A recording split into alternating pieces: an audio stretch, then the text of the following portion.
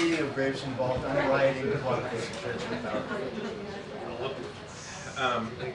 Yeah, which raises some interesting questions.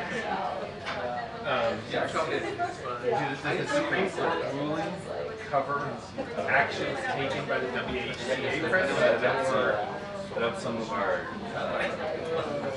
Okay, our events on foreign trips. to do a revision of the bylaws to reflect official versus non-official.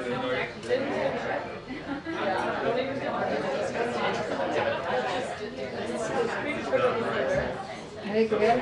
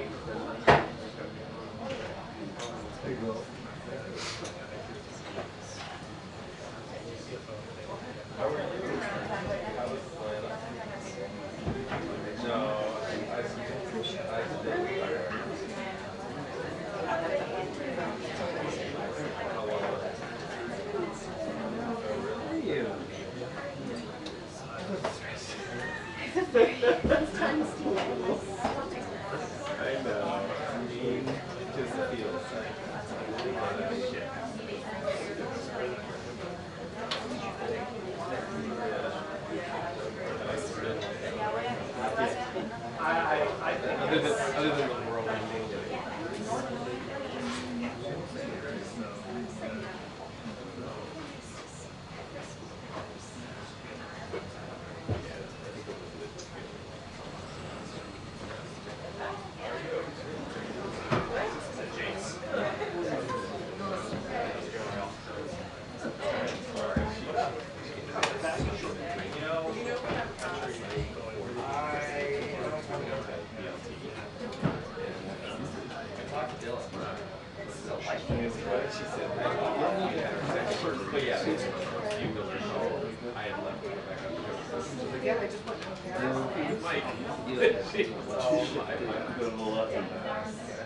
Before you go to the left, here's the picture of the journalist, so it's better to stay to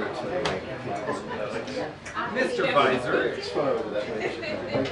How are you? I was talking about you the other day. I think they're waiting on me. They're like, hey, please on here. Definitely. I was driving all over North Carolina looking for barbecue with Ken. We were both sharing coffee shop stories with Matt. Right? It should be your book.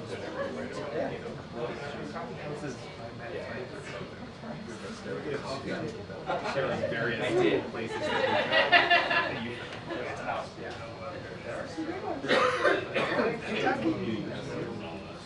Cincinnati.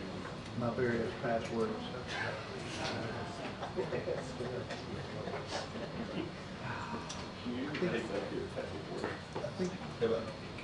I think my most recent was no on that.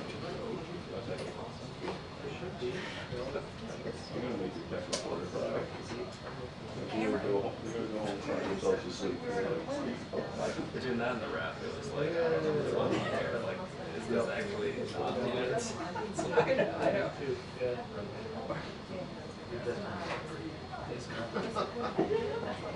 Oh, I see.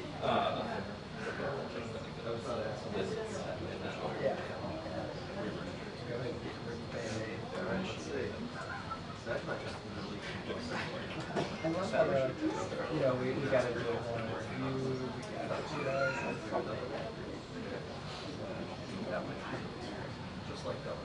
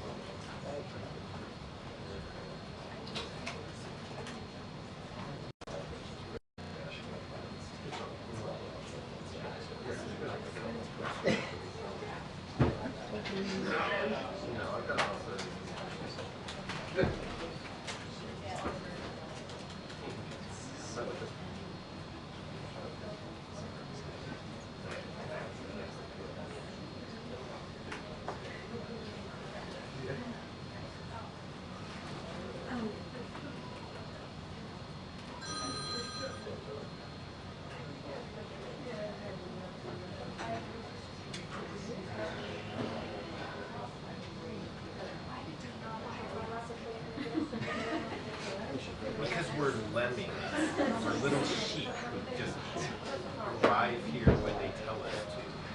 Hey, lemmings and sheep are two very good. I just wanted to change the shape. We're really big similar figures. Zoologists would take some issue with that, mixing of lemons and sheep. Yeah.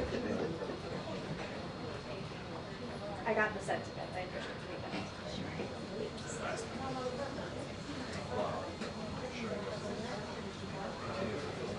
Did you get lunch?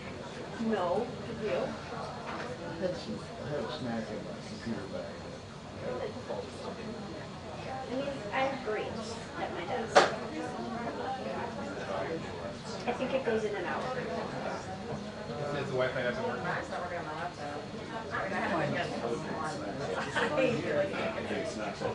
Hello. What's the situation? Hey, I'm seeing the research. Just FYI.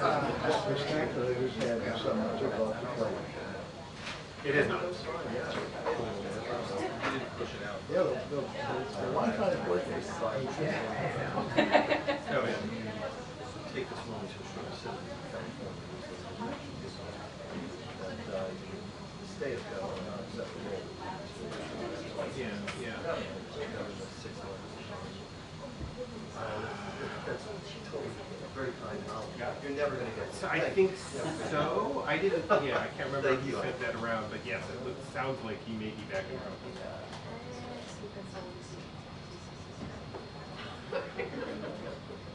Yeah, no. So what we only go when it's our turn to be in the pool.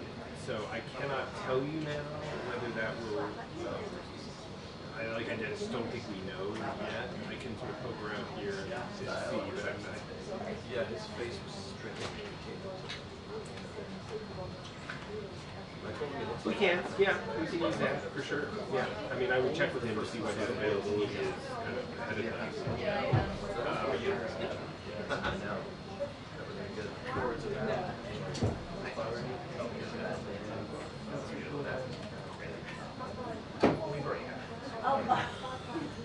Okay, yeah, I'm sure it'll be no problem. We'll figure it out. All right, talk to you. Bye.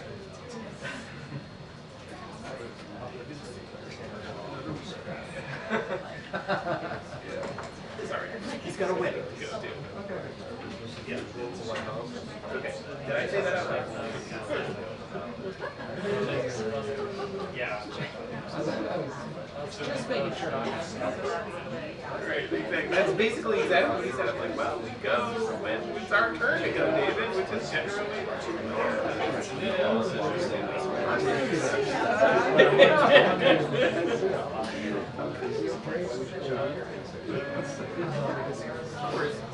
Of course, that would assume that he's the president. I don't know. Exactly. I was going to say.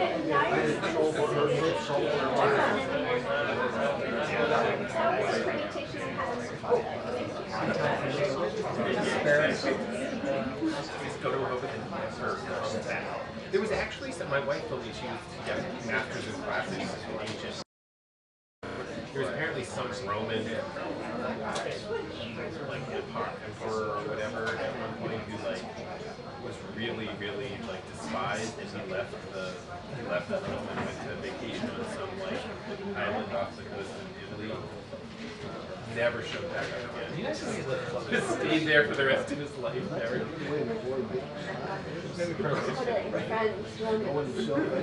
There was stuff in his box. Yeah. And like, you know, where do I want to be? In the like smelly world? Like, a Mediterranean villa. I think we all know. We know the answer to that.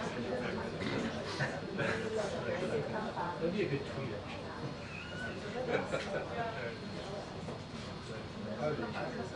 Oh, sure. That's also an example of the thing.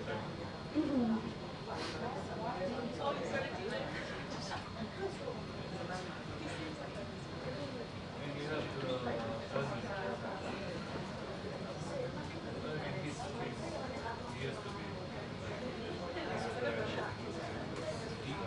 What do you think is the about it? Just like what do you learn about today? Say no comment and that makes sense. We have to say this all so much. I mean, I could see a scenario where I was like, okay, well, then let's just I'll do it. I'm not going to talk about anything related to the campaign. I'm not related to him being. I'm not going to talk about anything related to, you know, the Supreme Court. I'm not going to talk about anything related to the ex-president's trial. The end. Okay. And like I said, we could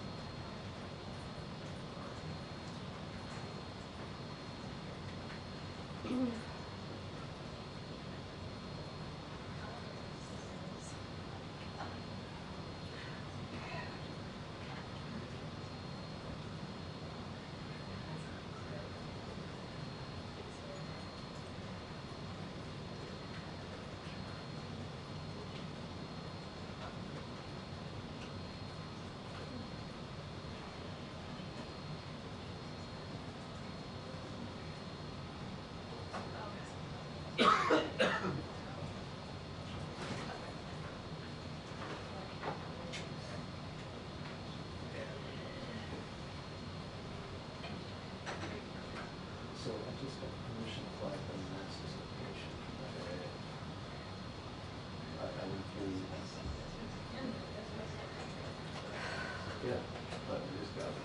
It was instant. So now what I gotta do is send that. No. So I can unlock it. Yeah, there's no point in Yeah, so. I wasn't. No.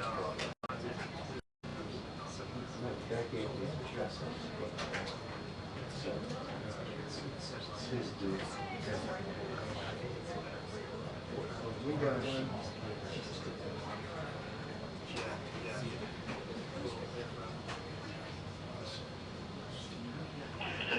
briefing will begin in 2 minutes. The press briefing will begin in 2 minutes.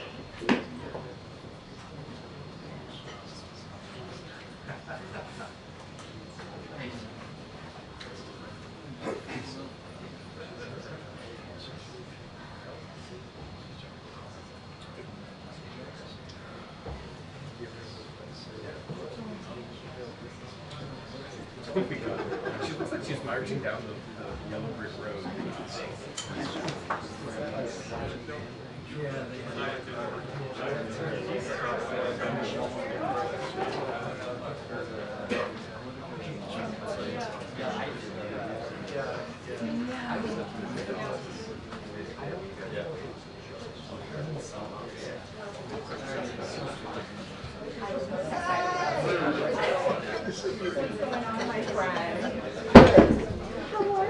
Hey Kelly, thank you for fighting the good fight last week. I appreciate it. Hello. We have more of those. Yes, I You think? Yeah, interesting times. So much fun. How are you? I'm never here on a.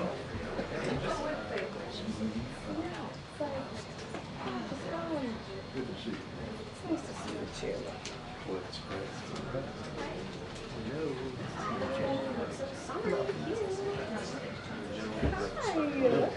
Sorry. Sorry. Just reaching over you. No problem.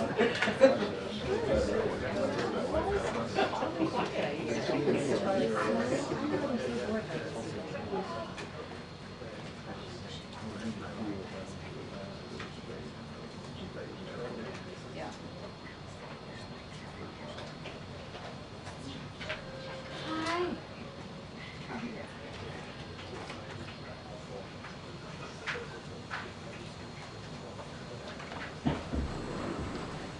Oh, full house. Hi, everybody. Good afternoon. Steve, you're such a ladies' man. He knows. That's great. Okay, it's good to see everybody. Welcome back. I have a couple things at the top. I know it's been a while since we've done this, so please bear with me. So I want to begin by discussing the devastation caused by Hurricane Beryl, which President Biden just addressed directly. This already deadly storm was upgraded to a Category 5 storm as it heads towards Jamaica. The president has been briefed on Hurricane Beryl, and our administration is in close touch with territory and local officials. USAID and FEMA has resources and supplies pre-staged in the region with staff and partners ready to assist. We urge residents to stay vigilant and heed the warnings of local officials. You heard that from the president as well. Next, I want to express our disappointment in yesterday's district ruling, which blocked our temporary pause on pending approvals of liquefied natural gas exports. While congressional Republicans and their allies continue to deny the very existence of climate change, President Biden is committed to combating the climate crisis with every resource available. That is why we will continue taking action to transition to a clean energy future and reduce emissions, creating good, paying clean energy jobs, and bolster resilience to the impacts of extreme weather. I'll now turn to sharing how we are delivering for American workers and lowering costs for them. Yesterday, the Biden-Harris administration began expanding overtime protections to millions of American workers. The Department of Labor's overtime rule extended overtime protection to 1 million workers making less than $43,888 a year.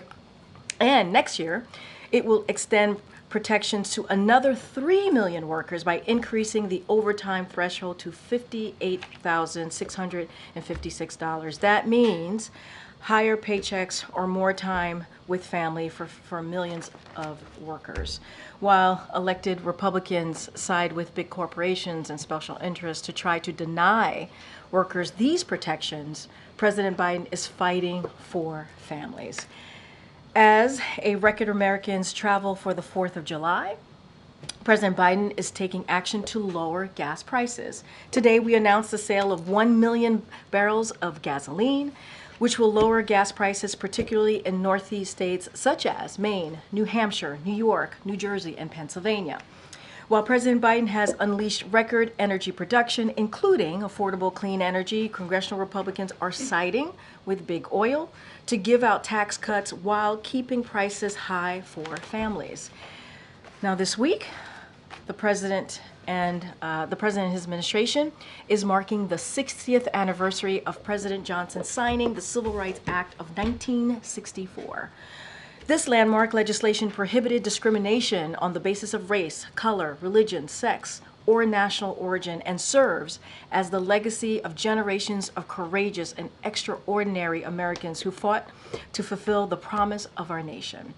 Despite this critical step forward, securing our civil rights remains the unfinished fight of our time. That's why President Biden is fighting actively to protect the civil rights of every American. He signed a landmark executive order to protect voting rights and continues to urge Congress to pass the John R. Lewis Voting Rights Advancement Act and Freedom to Vote Act. President Biden appointed Justice Ketanji Brown Jackson, the first black woman to be on the Supreme Court, and has appointed more black women to the federal appellate court than every other president in history combined. He's also creating opportunities for every American to thrive, investing historic amounts into HBCUs, and changing our country's failed approach to marijuana, which disproportionately impacts communities of color. You'll continue to hear more from this administration to mark this major anniversary. And finally, thank you for your patience. And finally, we have a few schedule updates, so wanted to share the following with all of you. This week, the president will speak with Hill leaders and Democratic governors. He will travel to Wisconsin on Friday. He will conduct a sit-down interview with George Stephanopoulos from ABC News while on the campaign trail. He will travel to Philadelphia on Sunday. And next week, I know you guys are going to be really excited about this, he will host a press conference during NATO. This is in addition to the previously announced events this week, and I will be happy to take your questions. All right, Colleen, go for it. Thanks, Karine. So there are growing calls from Democrats, including members of Congress, for the president to step aside for the 2024 election because he's not capable of serving another 4 years. What is his response to this? So let me just step back for a minute and I guess deal with the questions that have come in about the debate. And honestly, this is something that the president has addressed himself multiple times since this past Thursday. And first of all, I want to say we understand the concerns. We get it. The president did not have a great night, as you all know, and many of you reached out during the debate. The president had a cold. He had a hoarse voice. You all heard it. That's why you reached out. But I will say this, and the president said this over the past couple of days, certainly right after the debate. He knows how to do the job. And he knows how to do the job, not because he says it, because his record proves it. Because for 3.5 years, almost 4 years, the president's record has been unprecedented, delivering for the American people. Another thing that he said that I would add is he knows right from wrong, he knows how to tell the truth, and again, he knows how to deliver for the American people. Joe Biden is a person, take away his title, he is someone who has dealt with tragedy. He is someone who has confronted that head on. He is someone who knows how to get back up once you've been knocked down. That is something that he understands very well. And I think, and we believe, that's something that many of Americans across the country understand as well. And he knows how to come back. He knows how to come back. And so the president's going to continue to focus on what he's been doing the past 3.5 years. He's going to continue to focus on the American people. And, you know, to your question, just to add a little bit more to your question, look, you heard from Speaker Pelosi, you heard from Representative Clyburn, and let me just paraphrase a little bit of what they said. Speaker Pelosi, who's very close to the president, said it is not about performance in terms of a debate, it's about performance in a presidency. And this is a president, you've heard me say this, we've talked about this, he's been able to give us an economic recovery, the strongest economic recovery in modern history. Let's not forget, during the midterms of 2022, many people, many of you all, some of you in this room, said that it was going to be a red wave, and that didn't happen. He defeated Big Pharma. We have seen historic low in crime in more than down to 50-year low. And then you had Representative Clyburn, who said the president has done a great job leading for the last 3.5 years. The best predictor of future behavior is past performance. This is from Clyburn. And when you look at the record of President Biden versus former President Trump, you see President Biden, who has delivered the strongest recovery in modern history, versus the previous administration, whose plans hurts the middle class. And President Biden, who is committed to protecting our fundamental freedoms, versus the former president, the previous administration, doing everything that they could, and they did, to overturn Roe v. Wade, and they are responsible for that. And that's coming from two people who are not just leaders in Congress, but also close to the president. I think part of the problem that Democrats are articulating is that it wasn't just that he had a cold, but rather he had, answers. He was trailing off. He didn't answer some questions in a sort of fulsome way. And speaking of Nancy Pelosi, one of the things that she recently said was that it was a legitimate question whether his performance was an episode or a condition. So I guess I wondered if there's been any consideration given to releasing a more robust set of medical records or something to show his mental acuity. So I will say this, look, and again, I get the question. It is a fair question to ask. We are not taking that away, and that's why the president certainly has spoken to this. As it relates to his medical records, we have been transparent. We have released thorough reports from his medical team every year since he's been in office. That is something that we have been pretty consistent about. As it relates to, something like a cognitive test, to the question that you're asking me about what the speaker, former speaker said. Obviously, she can speak for herself. His team, who has said, the medical team said it is not warranted in this case. We have put forward a thorough, transparent annual report on his health. So they have said that is not warranted. It is not necessary. Again, we understand. We understand. We're not taking away from what you all saw or what the American people saw. We understand. It was a bad night. It is not uncommon for incumbents to have a bad night on their first debate. And we are going to continue to do the work that we have been doing on behalf of the American people. I think the president's record certainly speaks for itself. Okay, Risha. Thank you, Karine. You just reminded us that President Biden had a cold on Thursday. What medications was he taking in the days or hours leading up to the... And I know that question has come in a couple of times to us. He was not taking any cold medication. Was he taking any medication that would have interfered with his performance? He was not taking any cold medication. That is what I can speak to. I've asked his doctor, and that's what he stated to us. After the debate, did the president get examined by a doctor, or did he get a neurological scan? A neurological scan? Look, what I can say is that, just to take a step back, it was a bad night. We understand that it was a bad night. And the president has spoken to this. And he understands that. And so I cannot speak to anything beyond what I just shared. The president has regular annual physicals that we release in a thorough report. We're going to continue to do that. I don't have anything else beyond that. So was the last time he was seen by a doctor then in February? I just don't have anything beyond that, beyond the question of a neurological exam.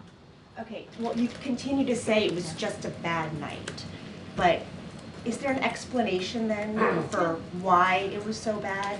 If it's not his stamina, if he prepared, as you guys say, for so long, if it's not a problem with his mental fitness, what happened that night? What did we see? I will also add that the president also spoke to this as well. He said, I'm not as smooth as I used to be. I don't debate as well as I used to. I don't walk as easily as I used to. But one thing that he knows is how to deliver for the American people. He understands that. He understands that he's not a young man, obviously. He said this. But his focus is going to continue to deliver for the American people on the issues that they care about: the economy, expanding health care, fighting for Medicaid, Medicare, Social Security, making sure that we continue to be leaders on the world stage, which is something that this president has been able to do. and turn around the mess that this last administration created, as certainly on not just domestically, but on the world stage. Okay. Is anyone in the White House hiding information about the president's health or his ability to do the job day to day? Absolutely not.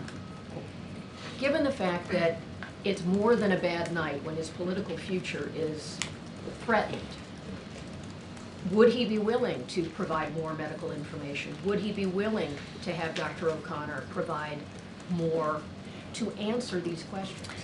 Look, Kelly-O, certainly understand the question, appreciate the question, but what we have provided has been very transparent.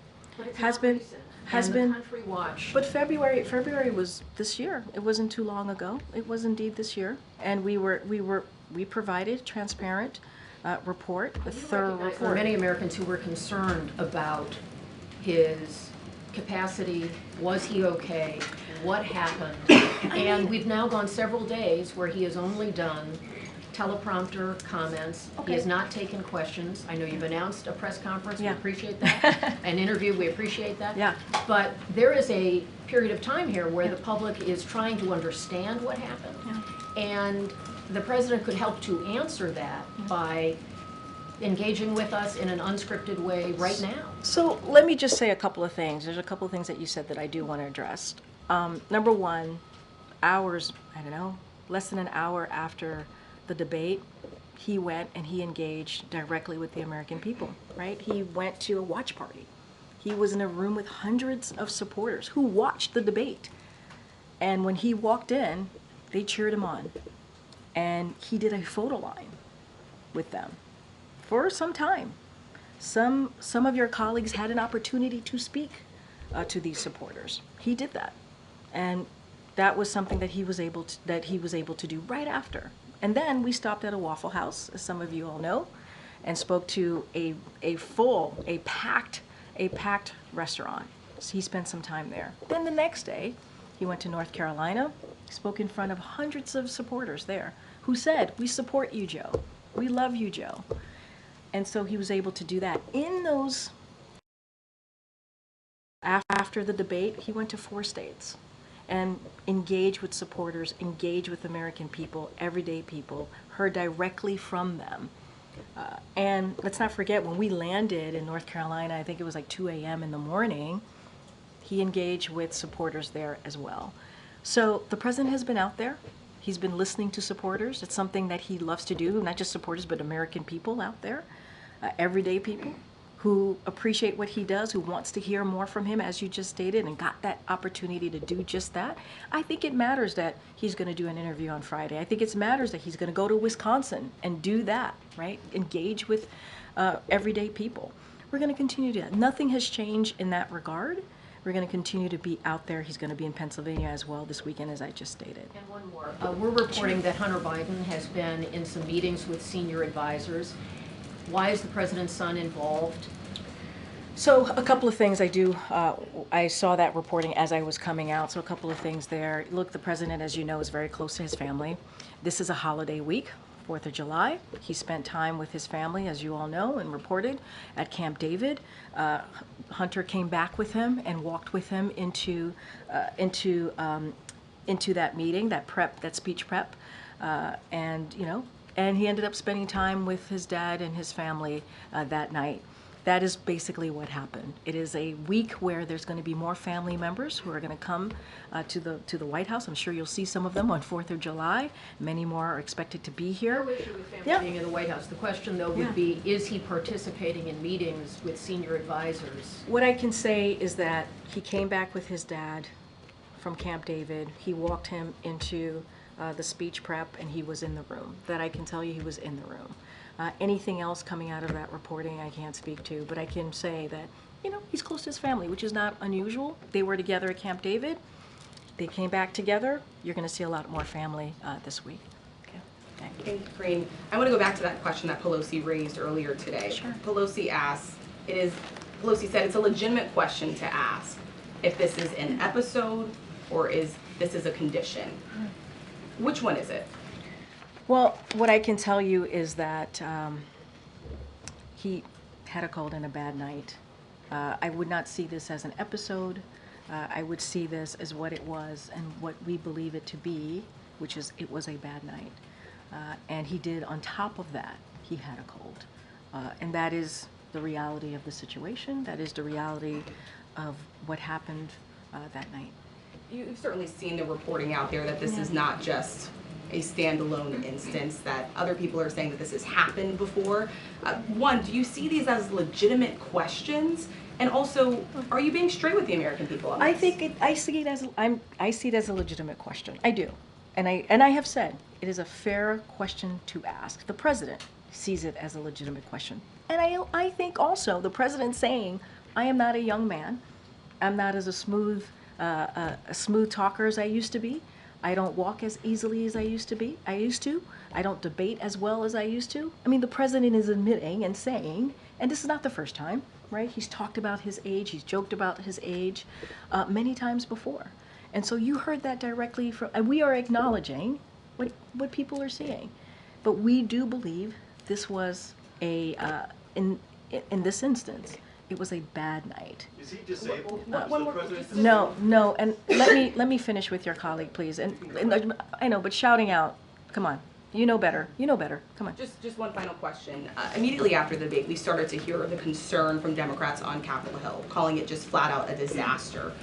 Why didn't the president immediately personally reach out to leaders on Capitol Hill, like Leader Jeffries and Leader Schumer? Look, I can say this. Right after the debate, we were on a 2.5-day swing, 4 states. The president was out there hearing directly from the American people, engaging directly from the American people. Obviously, he respects the Democratic leadership. It is leadership there that has helped him deliver for the American people an unprecedented record on behalf of Americans across the country. So we appreciate them for, obviously. But he was out there. He was out there directly with supporters, engaging with them, whether it was at a tarmac, whether it was at a rally, whether it was at a watch party or a fundraiser. And I think that's important to note too. And he was hearing from them. But at the same time, those leaders, Democratic leadership, was hearing from members of his team, high-level senior members of his team. It's not like we were silent. It's not like we were quiet. It's not like we were not engaging with them. We were. And now that the president's back at the White House, he's going to have some time to talk to these Democratic leadership on the phone. I mentioned Democratic governors. He's going to do it with leaders on the Hill as well. And that's important. And then he's going to go back out into the states, obviously, and talk to Americans there. So he's going to do both.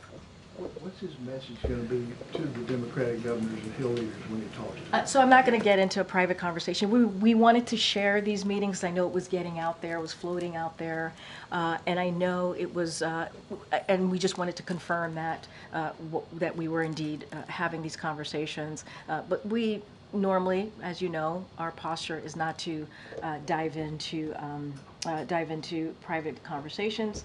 He'll have these conversations. I think they'll be important. They'll hear from him. He'll hear from them. But I also want to note that there is a regular engagement with whether it's intergovernmental affairs or the Office of Legislative Affairs, regular engagement from my colleagues here with governors, with mayors, and also obviously with congressional leaders. That is something that is a regular engagement. Obviously the president himself will engage with them this week. Karine, does he still have a cold? He seemed to be clearing his throat a bit. He still has a cold. Last event. Yes, okay. I asked, he still has a cold. Thank you. Yeah. Okay. Thanks, Karine. You've said a couple of times now that the White House has provided thorough medical records for the president. The White House released a 6-page summary back in February. I don't think that was a full accounting necessarily.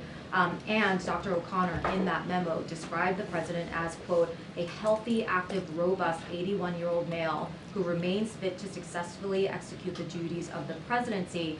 I think that is clearly not what the majority of Americans are seeing. And we have a new poll from CBS News that says 72% of registered voters say the president does not have the mental and cognitive health to serve as president. So are you saying that the majority of Americans are misguided and that they just need to trust Dr. O'Connor and take him at his word? So a couple of things, and I want to say the president is feeling better, and you saw him last night, you saw him today, but he does indeed still have a cold. Look, I want to be very sensitive here, and I think it is important to be sensitive here. We understand how the American people are feeling. We get it. We do.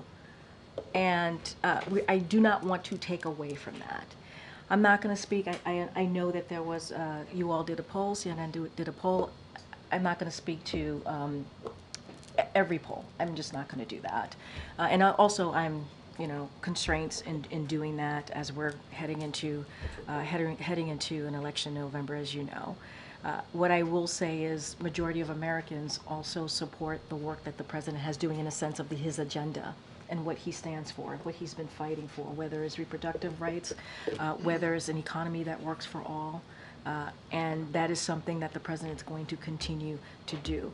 And this is why we have said, and I have said this multiple times from here, is that's why the president acknowledges. We get it. We get what Americans are feeling. That's why he's acknowledging. He's not a young man. That's why he's acknowledging. He's a little slower than he used to be in walking and not as smooth as speaking. We get that. But we also want to make sure that we point to the successes that he's had, his record, and we want to continue to build on his unprecedented record. And I'm not going to discount what the American people see or feel. What I can say is what we know from our side of things. We could speak to his record, and we could speak to what the president has been able to acknowledge. And I think that's important too. And that's basically acknowledging what Americans are seeing and feeling. Well, if you get it, why not release more about his medical, physical and mental health? Why not? What we have released has been very comprehensive. It has been. It has been transparent. And if you compare it, right, it has. We have put that out there. And, and we'll continue to do so, put that information out there. And MJ, I want to be very clear. I get the question that you're asking me. But this is also a president who has had a historic administration. He has. In delivering on legislation, key policies. That is because with age comes wisdom and comes experience. And I think that matters as well. Did Dr. O'Connor watch the debate? I believe Dr. O'Connor traveled with us to the debate. So did he have any concerns after seeing the No, president's not at debate all. performance? Not I at have all. one more question actually, Karine. Sure. The campaign's theory of the case for the president staying in the race has been that the president has a better shot of defeating Donald Trump than any other Democrat. We have a new CNN poll that shows the vice president actually has a slightly stronger showing against Donald Trump than the president. So how does the president explain not passing the baton to his own 59-year-old vice president given that kind of data? So look, as you know, I'm constrained to speaking directly to your poll, and I get it, and I hear the question. I got to be mindful. That is something for the campaign, as you started saying, what the campaign has laid out, their argument of the case. That is something for them to take up, and that is something for them to answer. What I can speak to is the president's record, what I can speak to, what he's been able to accomplish, and the things that he's been able to do and get done is actually in line with majority of Americans, and I think that's important too, to note. And again, I will say, with age comes wisdom and experience, and that's certainly something that the president brings. Go ahead.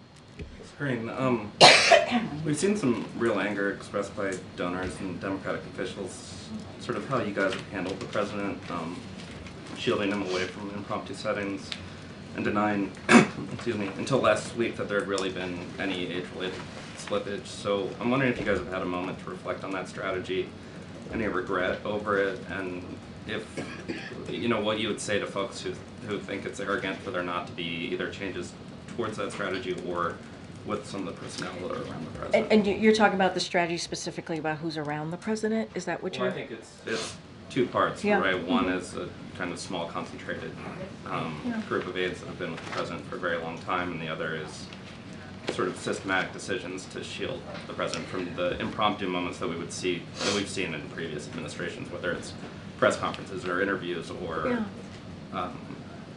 just being out in public more frequently. I mean, look, a couple things there too. This year, the president has done more than 40 interviews. And unscripted, right? Those interviews are unscripted. He has done more than 500 gaggles, right? Of course, unscripted, talking directly to many of you. No, let me just finish. And so he enjoys doing that. He enjoys engaging with all of you. And we're going to continue making sure that happens.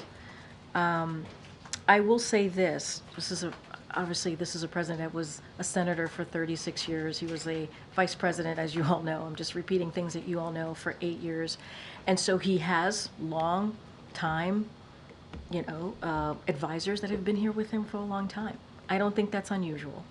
He also has people who are new to the administration that also advise him. Look, I've been in meetings with the president where it's been a diverse group of people, and he sees us, and he knows the reason why we're sitting in front of him is that we have something to share, and he wants to hear from all of us. I've heard him say, "Hey, what do you think? What do you think?"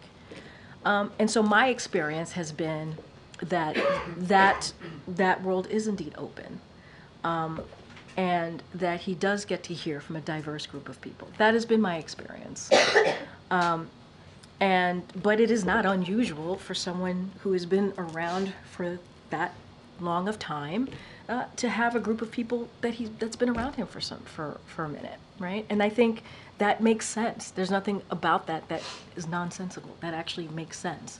And we're going to continue to get him out in front of all of you to take your questions at a steady drumbeat. You mentioned NATO, and I have Yeah. two questions. One's just Sure. a logistical one, which is you mentioned the press conference. Yeah. Is that going to be kind of the real big boy press conference that we're used to? Did you say big boy press conference? Like one of these 2-and-2s that might be a little more limited. So I believe, and I know you guys are holding me to it, I believe it's a solo press conference. We'll certainly have more to share with all of you as we get closer to next week. More thematically, We support the big boy. I don't know. Big boy Justin over here Yeah. is asking some big boy questions. Okay.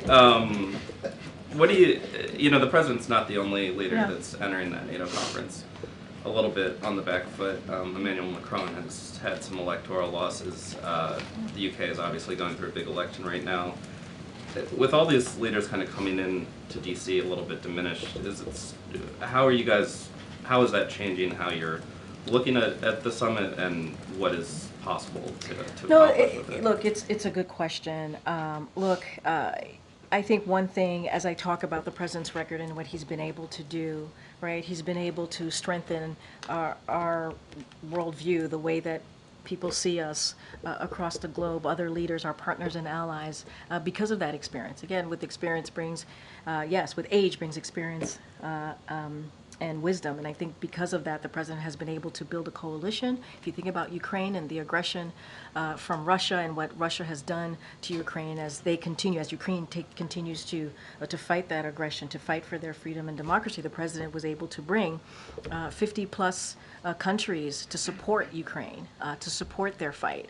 And so look, I will say that the president is looking forward certainly to hosting the leaders of our 31 NATO allies. As you know, two additional countries have joined NATO, and that's because, again, of the president's leadership.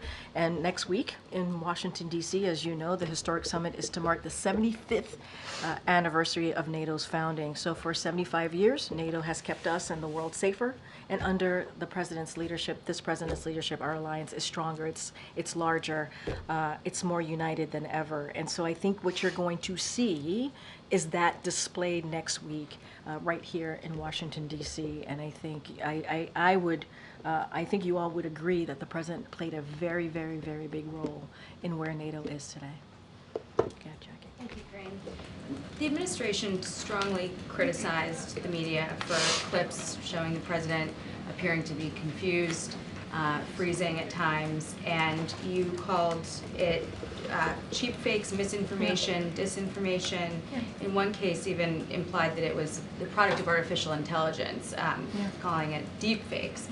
Do you have any regret over using that language? Not at all. Not at all. And let me be clear, it was a certain part of the media. I mean, you can speak to this better than I can, a certain part of the media which was doing this. And look, independent mainstream fact checkers in the press and misinformation experts have been calling out cheap fakes. And at the end of the day, they're fakes. That's what they were, targeting the president. They had said, the reporters and these misinformation experts said that this president was being targeted. And what we did was echo them. That's what we did. And look, we'll certainly continue to call that out. And the cheap fakes didn't come from me. I didn't coin that. That didn't come from this White House or this podium. That came from the media. They called it cheap fakes. And they said, this president, President Biden, was being targeted on misinformation. It was purposefully being done to this president. And what we did is we echoed that. So I don't regret it at all. Well, It was just the facts. Used that sort of approach to counter the Wall Street Journal report, for instance, that interviewed 45 people over several months who criticized, the president's handling of himself in meetings, and broadly. Which approach? I'm not following. Talking about the president's age being a factor and a concern. How was cheap fakes?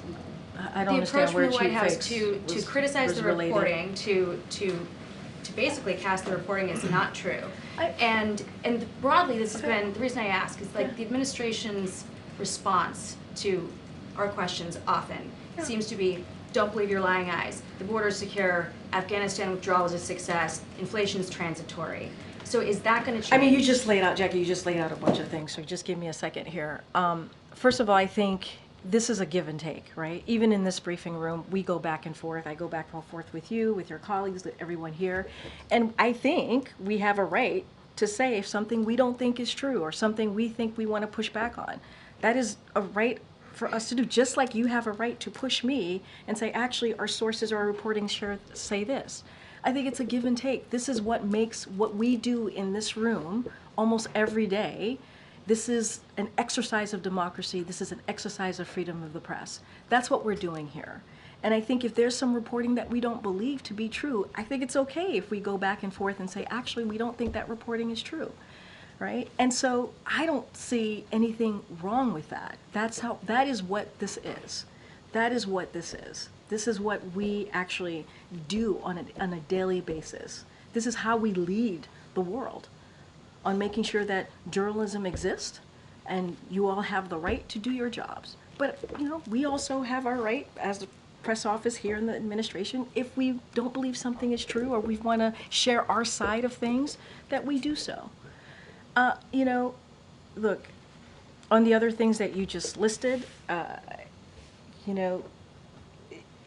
talked about this president's record a lot, often here, in this just however minutes I've been at this podium. And look, when it comes to the economy, the data shows it. When it comes to healthcare, the data shows it.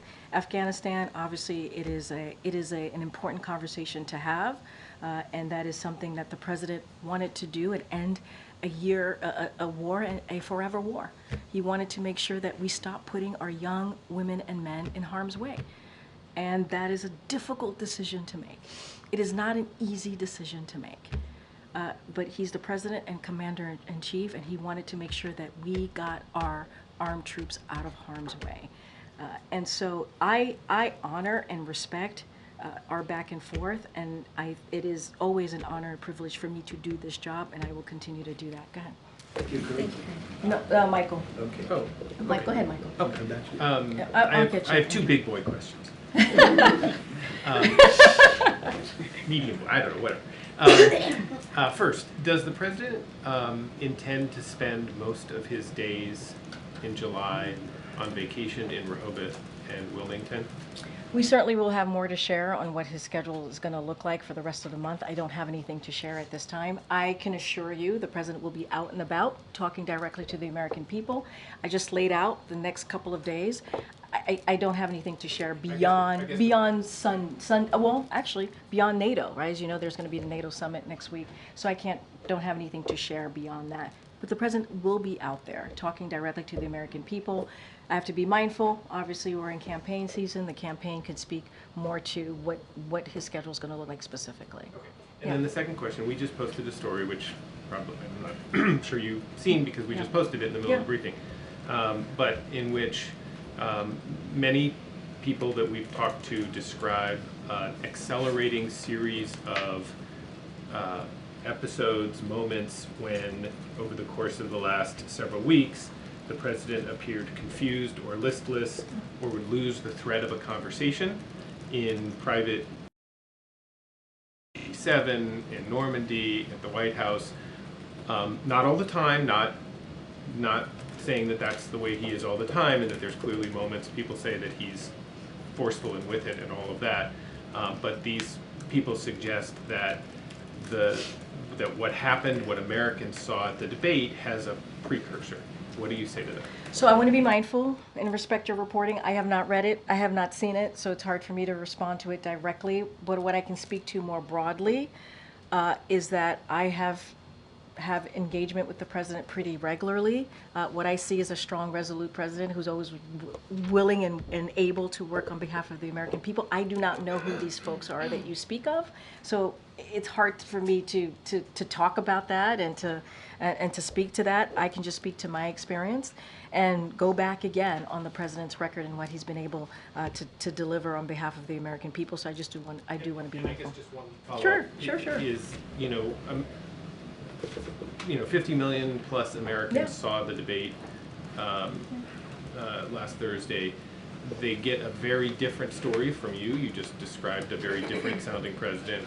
Obviously, other administration officials describe him very differently than what people saw. How do you reconcile those two versions of a president, one who appeared the way they did to millions of people, and the other who appears always to be, sort of very forceful and not have any of those? I mean, look, the president spoke to this. You heard me speak to this. We believe, and others have said this, not just me, other folks who have been on networks and also obviously has spoken to all of you, it was a 90-minute debate. It was a bad night. That's what we believe it to be. We're not taking away what people saw. We're just not. That is, want to be very clear about that. We want to also make sure people understand that the president realizes.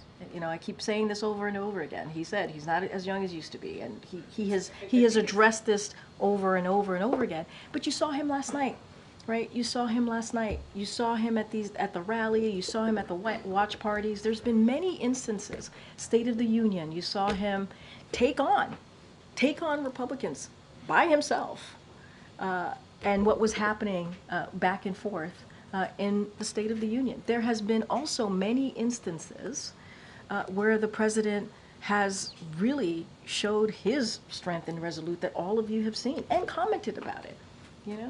And so I think we cannot forget that as well. And we also heard from President Obama, who himself has said his first debate wasn't great. He talked about that. And most incumbents, their first debates aren't great. And so, look, we're going to continue to build on the unprecedented record by continuing to fight for the American people. That is our commitment, and that's what we're going to continue to do. Thank you. Thanks, Michael. Go ahead. Thanks, Karine. I have two questions. To follow up on that, you talk about how you've spent time with the president. When you're looking at the time you spent with him, have you ever seen the president have a bad night like we saw on the debate stage during your time here at the White House? No. So were you surprised by what you saw on the debate stage? I mean, look, I know that he had a cold. Many of you were reaching out to us, to my team and myself directly. You heard the hoarse voice. We were able to confirm he had a cold. He was under the weather, obviously. Look, we all have bad nights, right, or bad moments. It is not unusual. I just said there have been incumbents, most incumbents, for their first debate. It doesn't go well. So it's not also unusual in that regard as well. So, look, we're going to move forward. That's what we want to do. We want to look forward. We just announced some engagement that the president's going to have. We announced, obviously, the interview with ABC in Georgetown, Wisconsin. He's going to go to Pennsylvania. We're going to have a press conference next week. We want to turn the page on this. And we want to turn the page for the American people as well, because we know that they need to see him out there. He's going to continue to be out there. He has been. And we understand how important that is. And so we're going to turn the page. We're going to get out there across the country. Americans are going to see him for themselves. And I think that's going to be very important as well. And has the president had a chance to speak one-on-one with Vice President Harris since the debate? I can't speak to any conversations that they've had, and so I'll just leave it at that. I don't have any readout. of a conversation between the two of them. Thanks, Karine. So I've spoken to a lot of donors since the debate, and they want to know what exactly happened that night. So just to follow up on MJ's question, I know you said he hadn't taken any cold medication. Was there any other medication he had taken? That's what many of them are asking. No, I understand. I was asked about the cold medicine. I asked about the cold medicine. He was not taking any cold medicine. And I don't have anything beyond that. I don't have anything beyond that to share. And look, I've answered this question multiple times at this point. I don't have anything else to add beyond what I have shared with your colleagues here in the room. We really, truly want to turn the page on this. We really want to be able to get out there and speak directly to the American people. Speak directly to you all. The president will. And I think that's important too. Look, and not forget what this president has been able to do the last 3.5 years, how he's been able to deliver. And there is a stark contrast in what this president has done and what Republicans in Congress are doing, right? He's trying to protect our rights as president. He's trying to protect our freedoms. He's trying to protect really important programs that matter to the American people. He wants to protect women's rights, Roe v. Wade. He wants to continue to build an economy that works for all. That's what we're going to focus on. And that's what Americans are going to hear, continue to hear from this president. Anything else, I think I've litigated this a lot already in this briefing room. I just don't have anything else to add. Get Andrew. Thank you, Karine. 2 questions. Sure. You have repeatedly referred to the president's outing after the debate at the watch party, his remarks the next day in North Carolina, his appearances at fundraisers, his appearances this morning at the DC Emergency Operations Center. All of those appearances were scripted events where he spoke from a most spoke from a teleprompter. I know, but you said all, but not all. Okay, well, if you're correcting me, they're most. They're scripted, spoken from a teleprompter. How are Americans supposed to get the sense that the president is fully engaged and capable and thinking off the cuff when he's reading from prepared remarks so often? And why can't he just come down here? The briefing room's 30 seconds away. Why can't he come down here and assure us and the American people that he's okay? And I have a follow-up. Okay. First of all, it wasn't all. It was when he was speaking in front of the audience, but it wasn't all. When you think about the tarmac, when you think about engaging at the Waffle House, when you think about engaging at the watch party and doing a very long rope line, and when he was at the tarmac, it was in the middle of the night, literally 2 o'clock at night. We all wanted to go to bed, but the president was certainly very focused and zeroed in on the American people who were out there, cheering him on and wanting to see him and take selfies and get a hug from this president. That's what you saw. And I don't know if you missed this, but I also shared that he has done more than 40 interviews this year alone, and we're going to continue that. He's going to do an interview with ABC, George Stephanopoulos, this week. Those were unscripted. He's done more than 500 gaggles. Those are unscripted, and we want to continue to do that. We do. We want to continue to do that. There's going to be a press conference next week, a NATO big boy press conference, as Justin has reminded us, next week. And so that's going to be important as well. And I have a follow-up. And sure. One of my colleagues behind me shouted a similar question to what I'm going to be asking you, but I think given what happened on Thursday, given the reporting in the New York Times and other outlets about the president's more frequent lapses, losing his train of thought, all of us saw what happened on Thursday where he simply could not form coherent answers to many or some, if you will, of the questions, and appeared to lapse into nonsensical answers at the end. We beat Medicare, for instance. I'm going to ask something delicate, and you may not like it. The president may not like to hear it if he's watching, but I think the American people need to get a yes or no answer on this. Does President Biden, at 81 years old, have Alzheimer's, any form of dementia, or degenerative illness that would cause these sorts of lapses? And it's a yes or no question. And if you don't no? Why don't you, as one of his senior staff members, know? The I yes have or an no answer for you. Are you ready for it? Yes. It's a no. And I hope you're asking the other guy the same exact question. Okay, go ahead, go ahead. The statement that Congressman Doggan put out. Yeah. Does the president feel like members, the Democratic congressmen, should be able to speak their minds on this? Or does he think, calling for him to withdraw is hurting the party writ large? I mean, look, this is, that's something about the Democratic Party that we really respect. It is a big tent party. Many people are going to have their opinions. We are going to have our disagreements, and that is what is important. And we really respect other people's opinions and thoughts. I think that's what makes, this party different, right, than the other side. Certainly, we see that with how it's playing out in Congress, or how it tends to play out in Congress. So the congressman is going to have his opinion. He's going to have his thoughts. That's for him to speak to. We are not, this is not a president that's about his personal politics. That is not this president is all about. He doesn't care only about himself. That is not what this president is all about. And I also read out some supportive statements that we've heard from leaders of Congress. Former Speaker Pelosi, I read out what she laid out. I read out what Congressman Clyburn has said. And I think that matters as well. And you all have heard from multiple supporters over the past couple of days since Thursday. And I think that's important as well. Just to be clear, the president has not spoken to either Senator Schumer or Leader Jeffries? What I can say is that the president plans to speak to them this week. I don't have anything beyond. Even though it's been 5 days, Well, you think they would have spoken? No, I hear you. I addressed this moments ago. The president was on the road for 2.5 days, did 4 states. His advisors, his high-level White House officials were talking to congressional members, as some of you have reported over the past couple of days. I think that's important. They have regularly engaged, not just with congressional members, with governors, with mayors, and then there's the campaign that does it on a political level, right? They've had regular calls. I think some of you have reported on that as well.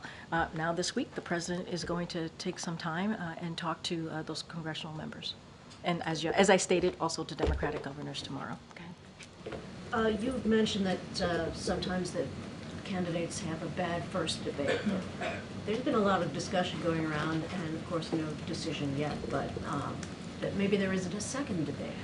So I'll be super careful. That's something for the campaign to respond to, but I do believe they did respond to this, and I do believe they have responded to this, and they said that there's going to be another debate, but that's something for them to speak to. And I will just quote what President Obama stressed, right? Bad debate nights happen. Trust me, I know. And then he praised President Biden's leadership and his agenda of fighting for the middle class, our freedoms, and the rule of law. And you heard the president speak to the rule of law just last night. And so certainly that will continue. But you've heard from a former president about this particular issue. Go ahead, Michael. Thanks, Karine.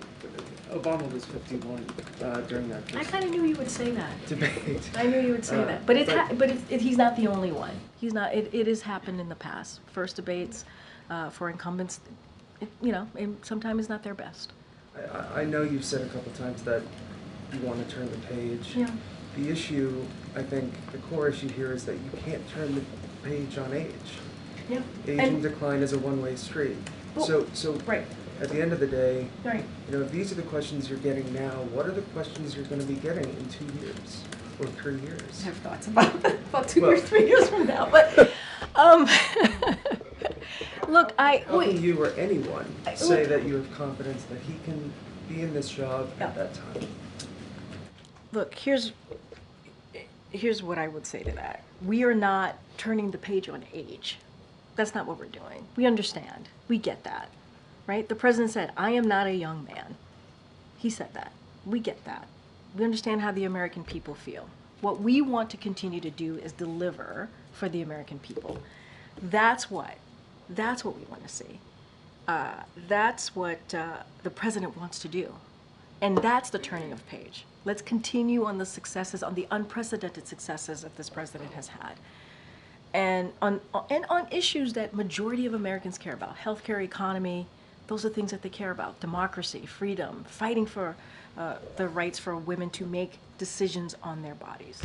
That's what the president wants to continue to that's the turning of the page, but we get it. I'm not taking away from that. I don't want to do that. That is not, I do not want to walk off this podium and that's what you all think. We're not doing that. And the president doesn't want you all to do that. But he can do the job. He can. The question about what gives you confidence about 2 years from now, or 3 years from now, or 5 years?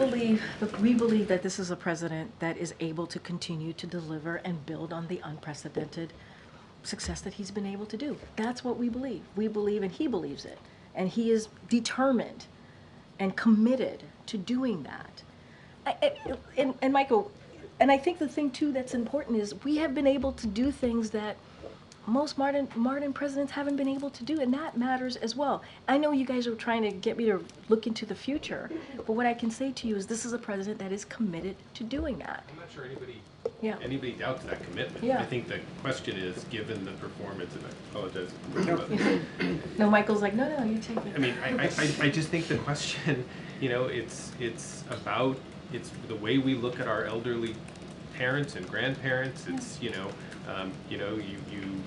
maybe visit them once a year and you see troubling signs because you don't live in the same city perhaps, and the first question that you go to is, I wonder if this is like a one-time thing or if it's something that has been happening for a longer time that we need to deal with. And the second question is, you're going multiple times. Where are they going to be in a year? Where are they going to be in 2 years? Do we need to put them in a home? All of the questions that go through that, and this is sort of the American people's version of that. I hear, and I hear you, and that's what I'm saying. Look, this is why the president goes through, medical examinations, right? And we release those medical examinations, right? We've done that the past couple of years. We're going to continue to do that. This is why we're going to go out there and continue to be out there and do interviews and talk to the American people. And at the end of the day, I got to be careful, right? Because we are in a campaign season. But the American people will see for themselves, right? And I just want to be super, super careful. But look, this is a president that has worked incredibly hard for the American people. And he, not just as president, as vice president, as a senator. And he is committed. And we cannot take away from the fact of his 3.5 years of leadership, what that has been able to do, what he's been able to get done. And that doesn't come from, that doesn't come easily. And he did it in historic fashion. He did. And the data proves that. And so, look, he's committed to continuing to make that progress, continue to work, whether it's climate change, whether it's the economy, whether it's healthcare. That is what he is committed to doing. And, he had a bad night. He did. And we are admitting that, owning up to that. You heard the president speak to that, and I think that's important for the American people to hear from us and from him as well. I know I have to go. I'll be back tomorrow, but go ahead. Thanks, Karine. I just wanted to go back to the Representative Doggett's statement. Yeah. Part of his statement, he said that Biden staying in the race could kind of work against helping to save democracy. So I know you said it was a big tent party, people have their opinions, but how do you corral Democrats when there are members of the party who believe that about the president staying in the race? And do you have a response to that specifically? Yeah, look, this is a president. He jumped into this election. This I can talk about, obviously, in 2020, and I remind you all that he beat the other guy in 2020. He won in 2020. That's why he's president. But he jumped in because of democracy, right? He jumped in because of what was happening, because he believed he needed to do everything that he can to protect our democracy and now protect our freedoms because of what happened with Roe v. Wade. Obviously, we don't agree with that. What we believe is that this is a president that has had, that is going to continue to fight for democracy, and that's going to continue to focus on making sure that, we get Roe v. Wade into law. Right? Make sure that IVF is not taken away from families. Make sure that contraception is not taken away from families. Make sure that we fight for our voting rights. Right? There are so many things that we need to continue to fight for. And at the end of the day, this is a president that has delivered working closely with Congress and doing some of these things in a bipartisan way. And I think the reason why that he's been able to get some of these legislation done, whether it's the CHIPS and Science Act, the Veterans Act, the bipartisan infrastructure legislation, is because of who he is and because of how he has that experience to work across the aisle. That doesn't happen with everybody, and this president has been able to do that. So we're going to continue to do that work. Guys, I'll see you tomorrow. All right, thanks everybody. Thank you.